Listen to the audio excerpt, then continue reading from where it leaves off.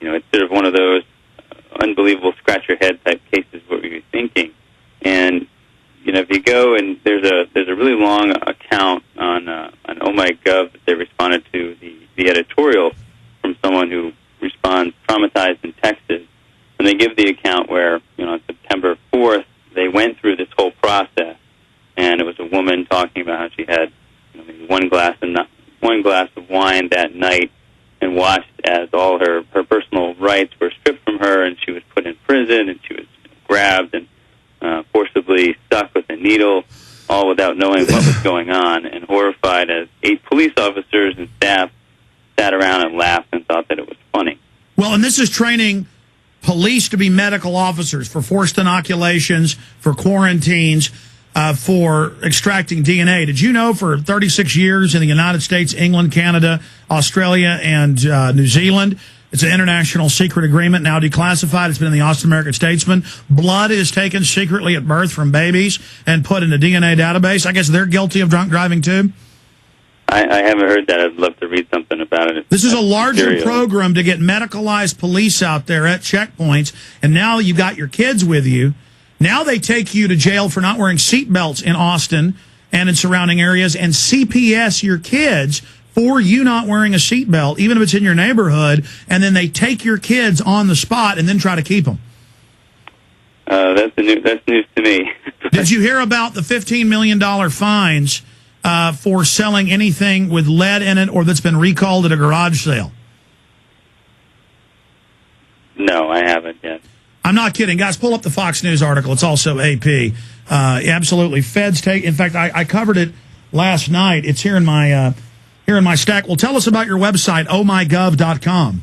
Sure. OhMyGov is a government news provider that sort of exposes the good and bad that's happening within the federal workforce and the federal government. We have a very specific focus of trying to find the things that work and the things that are broken. This particular story obviously fits into the latter category of things that are broken. And we have a little bit of a humorous bent to keep things moving along at a slightly faster pace, but some of the issues that we come across are certainly less than funny, and I think this one fits that category.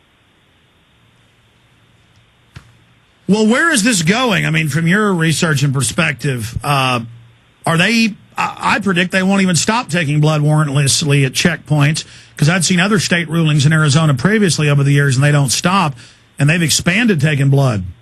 Well, I think the problem, or the core of the problem, goes back to 1966, in which the Supreme Court ruling deemed it constitutional so long as the blood draw was based on probable cause and that the suspect was, in fact, intoxicated, that it was done after the arrest and that it was executed in a medically approved manner.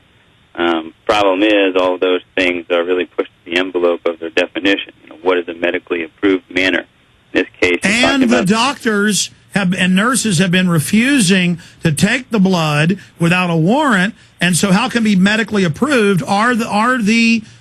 Is a police officer now a medically degreed MD? No, of course not. And they go through a week and a half of training for this. And anyone who's been to the hospital or even a doctor's office and had a blood draw knows that a nurse with 15 years of experience might still stick you 3, 4, 5 times before they grab a vein. Now, this is someone who's been training for a week and a half. How apt are they actually going to be on all the different procedures, on the latest techniques in keeping the needles clean and properly labeling your blood samples so that when it goes off to the lab, comes back for analysis? Oh, yeah, these are the police, famous for framing people. I wonder if I can go to the police to get my appendix out now, since they're medical doctors. Well, it might be cheaper if the federal government's funding it, right? Mr. Einhorn. Here's the article. New government policy imposes strict standards on garage sales. Violators caught selling anything on the enormous list face fines of up to $100,000 per infraction, up to $15 million for a related series of infractions, 2 years in prison. How's that sound? No, it sounds terrible. It's sort of more of the same, on the same token here.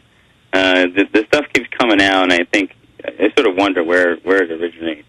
On the back of someone's brain, it's a good idea, but along the way, there should be a number of people that stand up and tell them that this is not right, that this is unconstitutional, that this is simply a bad idea, that this is going to be problematic, and ultimately Absolutely. Well, Mr. Einhorn, we appreciate your work at ohmygov.com. And anytime you got anything you think's interesting, email us or send your story over. We'll link to it.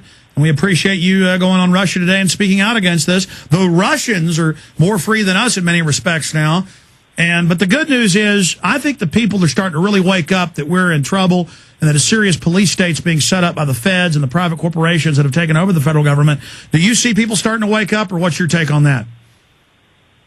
I certainly see a lot more people getting involved in government and getting more active and following and tracking the various stories that are happening. But I think that there's still a degree of naivete among people, that they don't really realize that sometimes people's personal interests are not put to the same level as those interests on the national level or political interests. And despite scandal after scandal, we see a lot of faith still remains in the hands of those with the power, and sometimes if that power is unchecked, problems will arise. Yeah, it certainly would, so we better get fired up and serious about it. Andrew Einhorn, thanks for joining us. I appreciate your time. You bet. Take care, buddy.